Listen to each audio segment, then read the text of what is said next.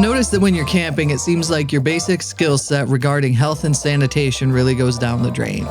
At home, you wash your hands, you have clean dishes, you use utensils properly, basic human hygiene stuff. When you're camping though, damn.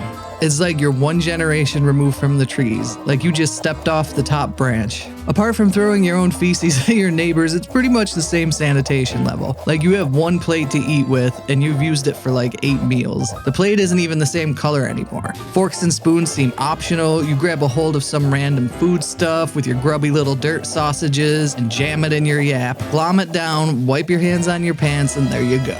Toss the plate in the corner after brushing the crumbs into the fire and you're ready for the next food cycle. Cleanliness definitely takes a back seat. Everything smells like smoke and you haven't showered in 3 days and your tent has a stink cloud above it. Honestly, it's surprising that tent campers don't resort to grunts and hand gestures when they're talking to each other. You can't really be blamed for having such lax hygiene because you probably haven't really slept at all the entire weekend. Everyone stumbles out of the tent looking around, not even sure where they are or what decade it is. You wake up like you're in the movie The Hangover. Even when you don't party that hard, the lack of real sleep makes you float around in a stupor. Honestly, it's amazing there aren't more tragic camping accidents. What with the zombie brains, fire, hatchets, and sharp knives, seems like a dastardly combo. There's always that one person who brings the knife that is so sharp they could perform surgery, and then they get all wasted and nip off a fingertip while cutting tomatoes after shining their overpowered flashlight in everyone's face all night. I can't think of place to get injured based on the previously mentioned hygiene problems. One cut is going to give you herpes or something. I'm pretty sure that's how that works. It also seems like no matter how strong your deodorant is, it stops working when you're out in the wild. There aren't enough shower wipes in the world to cut through that greasy stank. By the end of the trip, your hair is so slick it looks like you dunked your head in a deep fryer. Like, no hair products needed. Check out my sweet grease hawk. I can stand the hair right up.